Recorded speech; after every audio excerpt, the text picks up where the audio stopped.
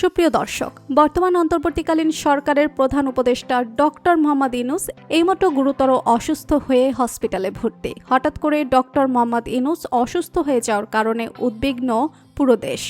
ডাক্তারেরা Mohammad ইউনূসের report দেখে যা বলল তা দেখে পুরো দেশ অবাক হয়ে গিয়েছে। বিস্তারিত জানতে ভিডিওটি না টেনে শেষ পর্যন্ত দেখতে থাকুন। 2024 সালের 5ই আগস্ট দেশ ছেড়ে পালিয়ে যান শেখ হাসিনা। শেখ হাসিনার বিপরীতে ডক্টর মোহাম্মদ ইউনূস প্রধান উপদেষ্টা হয়ে তাক লাগিয়ে দিয়েছেন সবার মনে। ডক্টর মোহাম্মদ 1940 সালের 28 জুন বাংলাদেশের চট্টগ্রামের হাটহাজারী কাপ্তাই সড়কের বাথুয়া গ্রামে জন্মগ্রহণ করেন। 9 ভাই বোনের মধ্যে ডক্টর মোহাম্মদ ইউনূস তৃতীয়। তার পিতা হাজী দুলাল মিয়া সওদাগর ছিলেন একজন জহুর এবং মা সুফিয়া খাতুন ছিলেন একজন গৃহিণী। ডক্টর মোহাম্মদ ইউনূসের শৈশব কাটে গ্রামে। পরবর্তীতে 1944 সালে তার পরিবার চট্টগ্রাম শহরে চলে আসে।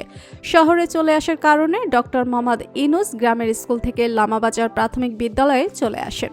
1949 সালের দিকে ডক্টর মোহাম্মদ ইউনূসের মা অসুস্থ হয়ে পড়ে। পরবর্তীতে তিনি চট্টগ্রাম কলেজিয়েট স্কুল থেকে ম্যাট্রিকুলেশন পরীক্ষায় উত্তীর্ণ হন এবং পূর্ব পাকিস্তানের 39,000 শিক্ষার্থীর মধ্যে তিনি 16তম স্থান অধিকার করেন। বাংলাদেশের প্রধান উপদেষ্টা হিসেবে শপথ গ্রহণ করার পর স্বস্তি পেয়েছে পুরো বাংলাদেশ। তবে এবার হঠাৎ করে ডক্টর মোহাম্মদ ইউনূসের অসুস্থতার খবর শুনে পুরো বাংলাদেশের মানুষ ভেঙে পড়েছে। কেননা গতকাল হঠাৎ করে নিজ বাসায় অসুস্থ হয়ে পড়েন ডক্টর মোহাম্মদ ইউনূস। এই সময় তাকে ঢাকার একটি স্বনামধন্য বেসরকারি হসপিটালে নিয়ে আসা হয়।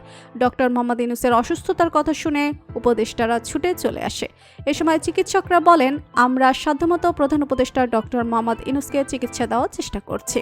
তার উচ্চ রক্তচাপজনিত সমস্যা ছিল, এছাড়াও তার কিডনি ও লিভার যন্ত্রের সমস্যা ছিল।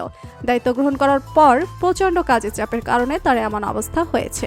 তবে আমরা ডক্টর মোহাম্মদ ইউনূসের এসব বিষয়কে গুরুত্ব সহকারে দেখছি। আপনারা কেউ ধৈর্যহারা হবেন না। আমরা আশা করছি কয়েকদিন রেস্ট নিলে আবারও সুস্থ হয়ে যাবেন তিনি। আপনারা সবাই ডক্টর মোহাম্মদ ইউনূসের জন্য দোয়া করবেন যেন তিনি খুব তাড়াতাড়ি সুস্থ হয়ে ওঠেন, কেননা বাংলাদেশের জন্য আরও অনেক কিছু করার বাকি রয়েছে তার।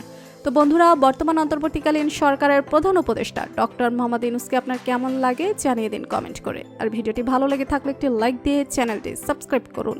ধন্যবাদ।